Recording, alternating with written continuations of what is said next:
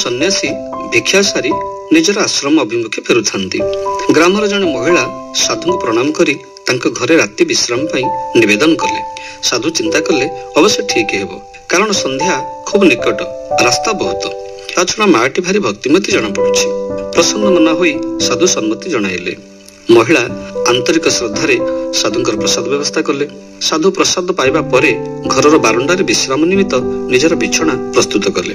यह देखि महिला कहिले, साधु बाबा एमिति शीत काकरे आपण आम घर बारंडारे शोइबे आ आमे दुआर बंद करी घर भितर शोइबु? ना ना, यह अति असुंदर कथा। आपण आम गृहर अतिथि, तेणु आपण आसंतु, आम घर भितर ही विश्राम करंतु। माटीर जिद्दी साधु भांगी पारले नाही। तांग घर भितर जाई साधु विश्राम कले। श्रोता बंधु, महिलाटीर कपटता साधु बुझी पारले नाही। रात्रि अर्धरे महिला जनक साधुंक सह देह संपर्क रखिबाकू अनन्य हेले। बहुत भय देखाई बाध्य कले। महात्मा जनक कहिले, मां तुमे स्वामी अछंती, तुमे तांक निकटरे तुमर कामना मेंटाई पारिबो। मोर सन्यास व्रतरे तुमे काहेकि विघ्न करूछ?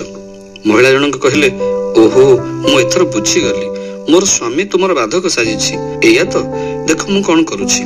यह कही महिला जनक हाथरे गोटे तीक्ष्ण खंडा धरी स्वामींकर मुंड गंडी अलगा करदेला। यह देखि साधु भयर थरिबाकू लागिले। जानिगले ए जणे काम पिसाची, मते मारी पकाइबो, तेणु तुरंत से स्थान छाड़ी पळाई जिबाकू उद्यत हेले। महिला जनक बुझी पारला जे मु एहांकू अटकाई पारिबि नाही। मु एबे कोन करिबि? ना ए कुଳରେ हेली ना से कुଳରେ। हठात चित्कार करी कहि उठिला, के केउठारे अछ दौड़ी आस, मो संसार सरीगला, मो संसार सरीगला। महिलाटर चित्कार शुणी साई पड़िशा लोक माने रुंड होई गले। कौन हला बोली कहि बसिले। महिला जनक धक्के हुई कांदी कांदी कहिला, ए बाबाजी काली राति आम घरे खाई पी जाची हुई शोइला। राति अर्धरे मो सह दुष्कर्म करबाकू जाउथवा समय मो स्वामी बाधा देबारु तांको ये हानि देछि। देखो मो संसार सरीगला। तापर जहा होइथिबो समस्त बुझी पारिथिबे। साधुंक ऊपर बहुत किछि पिटाण हेउथवा समय ग्रामर जने वयोवृद्ध समस्तଙ୍କୁ अटकाई विचार करबाकू परामर्श देले।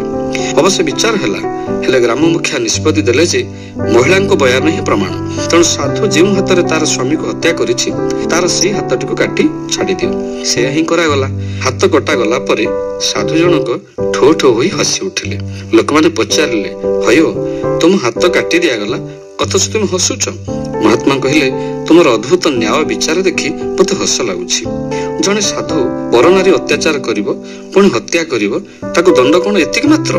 मृत्यु दंड ही तापई उचित न्याय। समस्त केवल शुणिले, आ किछि कहि परले नाही, कारण थरे तो दंड विधान होई सारिछि। साधु एबे आश्रम को फेरिले। निजर इष्टदेवଙ୍କ निकटरे अभिमान कले, प्रभु बिना दोषरे मते एपरि दंड मिलिला काहेकि? दीर्घ समय ध्यानस्थ हेले। पूर्व जन्मर कृतकर्म तांको दृश्यमान हैला। से गोटे त्रिछकी स्थान रे गछ मूले बसी माला जप करुथांती। हठात गोटे गाई भयभीत स्थिति रे दौड़ी दौड़ी तांको पाख देई अन्य एक रास्ता पळाई गला। तापर जणे कंसिया हाथ रे घातक अस्त्र धरि पहुंचिला एवं साधु को पचारला, हे बाबाजी एवं गोटे गाई ए दिग को दौड़ी आसला, सेटा गला कुआडे? से जप करुथबा हेतु मुह न खोली गाई जिबा दिग को डाहाण हाथ रे केवल ठारी देथिले। आ से कंसिया गाई को धरी हत्या करथिला। परवर्ती जन्म रे से गाई ए महिला रूप नै जन्म नेछि एवं सेही कंसिया तार स्वामी होइछि। जे जेतिकी कर्म करथिला से सेतिकी दंड प्राप्त होइछि।